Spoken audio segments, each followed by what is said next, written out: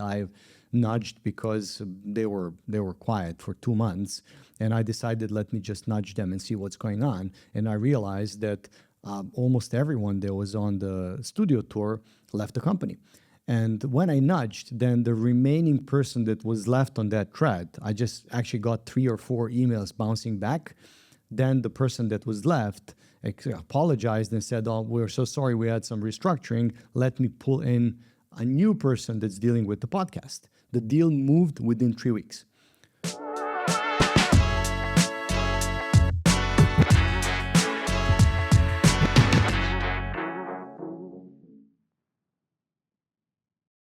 Hello, everyone, and welcome back.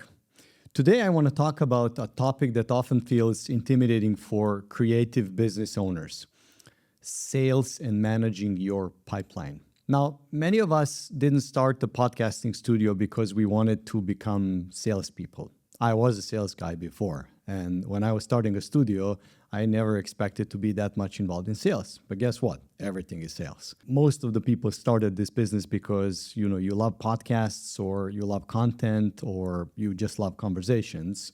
But if you really want your studio to thrive, you really need to treat sales as seriously as you treat production quality. What we're going to do today is run through a few sections which will help you understand better why sales is important, and then how to approach sales in your day-to-day work. Section 1, why a pipeline matters. Think of your sales pipeline like your studio calendar. If you don't manage your calendar, your week gets chaotic. If you don't manage your pipeline, your revenue gets chaotic. Pipeline helps you answer 3 big questions at any moment. Who are my potential clients? Where are they in their decision process? And what do I need to do next to move them forward? Without pipeline, you're just guessing. With the pipeline, you're forecasting, and forecasting gives you confidence to invest more in growing your business, hire more employees, or just grow your business in general. So let's break it down what a sales pipeline looks like for a podcast studio. I used to be in tech sales for almost 2 decades, and enterprise sales is somewhat different than running a podcast studio. But with a little bit of adoption, even if you had prior sales experience, you can adapt to this industry. If you haven't, I recommend keeping it very simple because it doesn't need to be very complicated. So what are the 5 parts that you need to focus on? 1 is leads, people who might need you. Maybe they came from your website. Maybe they came from LinkedIn. Maybe they came from word of mouth because you work with someone else and they recommended. Actually, that's probably the most common way we get more leads, is because people refer us. Now, you can be a bit more intentional, and that's what we covered in the marketing piece. If you haven't watched that, please watch the marketing piece, because you'll see a lot of really great tactics how to get more leads. Now, after a lead goes into qualified stage. So what does that mean? So these leads are not just curious and they want to chat with someone. They actually have the budget, the need, timeline, and they have the authority to sign up. So there is a very, very simple criteria called BANT, budget, authority, need, and timeline, which you can use to qualify any lead. Do they have the funding and the budget for this? Do they have the authority to make a decision? Have they spoken to you clearly about why they want to record, what they want to record? So you need to dig deeper to understand how real this is. And then, do they have a specific timeline? If they're just inquiring about something that's going to take place in a year, you can put them on ice. So you've confirmed they're real, you've talked to them, and what happens next is the proposal or the offer. So when you get to a proposal stage, you would have shared the package or an offer with them. It can be your bundle, it can be a specific on-site shoot, can be anything which you've identified as a need, and you're sending a proposal to address that need. So this is where you need to present your value clearly. Regardless, retail bookings, bundles, or corporate, you need to be very clear in sending not just a quotation, but sending a proposal. So what we do is we have a bunch of different proposal slides, and it'll take you a few hours, maybe spread across a few weeks, to build these proposals, and then you can just reuse them on and on as you deem necessary. So what happens then, clients are interested and you send them a proposal, then you go into negotiations. So negotiation is a part of any sales process. And, client is going to compare, they're going to benchmark you against other providers. They'll be asking you multiple follow-up questions. The bigger the deal is, the more questions you're going to get asked because they are doing more due diligence. So if the client is pushing back, this is where clear objection handling matters. Things like, why just not use a videographer? Like bring someone freelance that can come to my home or my office, or, why do I even need cameras? I can just use audio. Or there are so many objections that the clients come up with, and this is where you need to be really clear on handling these objections properly. You almost have like a FAQ or a list of things that you get asked by the client, and the more comprehensive that list gets, the easier it becomes for you or your staff to address these objections. The last one is a closed deal. So won or lost doesn't matter. You keep track of them all because then you know your conversion rate. So they either book with you or they don't. Both outcomes are useful. A lost deal gives you an insight what happened and what you could improve, especially if you hear back from the client explaining that, some of the things didn't work out for them. Either way, your conversion rate tells volumes because then you'll know as you work backwards. Let's say you want to hit 200 or 100K in the next month or next quarter, you will need to know how many leads you want to get, and then proposal sent, and then what's your conversion rate. And based on the conversion rate, you can forecast how much you can bring in. So regardless of win or loss, this is a really valuable piece of information that you want to keep track of. Now, okay, let's get practical now for everyone that's running day-to-day business. You don't have much time.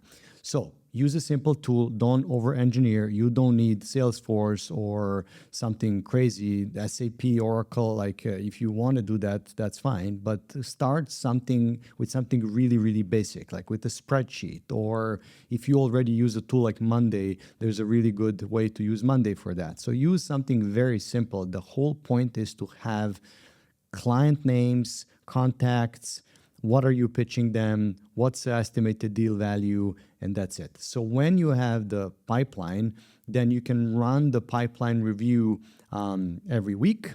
What we're going to do is put some templates into the community so you guys can see how we run it. But basically, it's about running the cadence every week. You sit down. If it's you and you alone, it helps you run through what you need to do next. If it's someone in your team, you can help them also move some things forward. So you can ask yourself, what is the next action? Is it a follow-up call, a proposal, maybe a nudge to the client?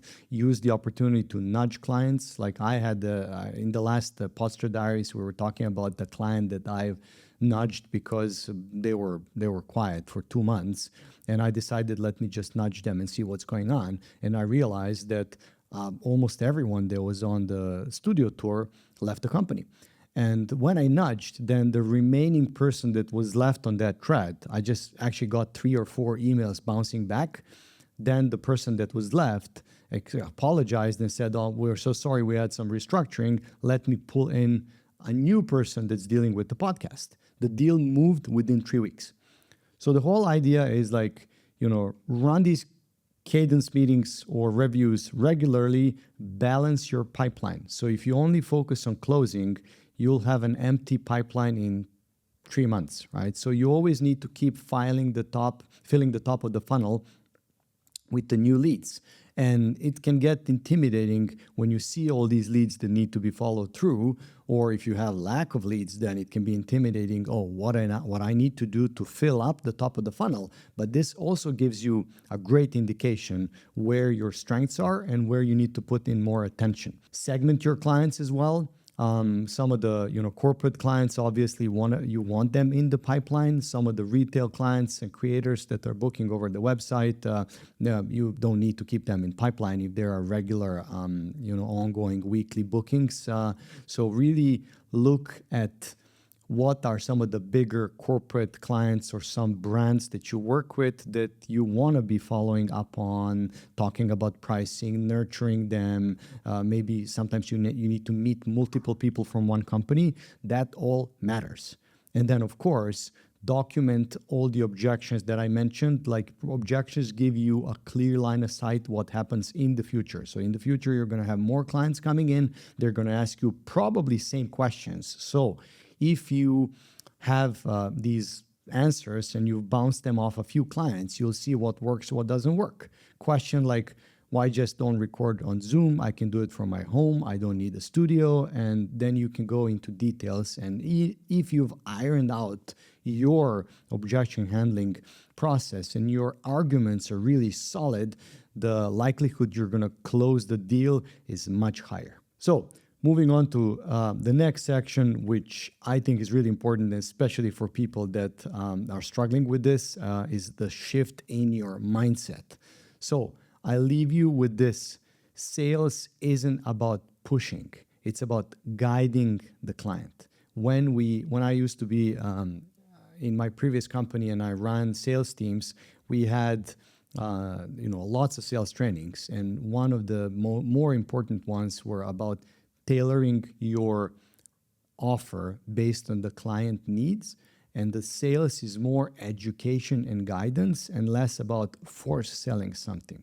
So most prospects are already thinking about creating some content. So you don't need to oversell that part. You just need to help them understand how. So you're not selling them something from scratch. You haven't met them on a street and trying to force sell something. You're showing them the clear path to create content at a higher level, without stress, with high quality, with whatever you think is going to resonate with that company. So you need to understand what is that trigger that this company or this person that you talk to, because you're selling to humans. You're not selling to this like faceless, shapeless thing. It's a person at the end of the day. So you don't want to be pushy. You want to understand what's the concern of that particular person. What we used to say, like, what keeps them up at night. So if you can identify that, your likelihood of closing bigger deals is a lot higher. So you track your opportunities carefully and you understand who your persona is. Based on who you're talking to, you will be able to close larger deals because you're addressing the root cause. They are not looking for a room with 3 cameras. They're looking for outcomes. The sooner you get to that, and that's a part of BANT, right? Budget, authority, need, timeline. You get to that need. Need is not a camera. Need is they want to drive more business. They want to hit, higher conversions in their business. They want to drive higher brand equity. So you need to understand what that need is. The more time you can spend on that, and I understand that no one has time, but that's why you need to segment. You need to bet on those that can bring you larger deals. So to recap, pipeline gives you structure and predictability. It's good for business. Keep it simple. Don't overestimate, don't over-engineer. Use the simple tools and use the 5 stages that I mentioned. So review weekly, always know the next action. If you don't know what's happening with that particular account, then it means that there's something wrong. You need to know what's the next action. Is ball in their court or in your court? Are you supposed to nudge them, or you have already sent them something and they've told you they're going to come back within 2 weeks? So really be clear where you are in the sales process.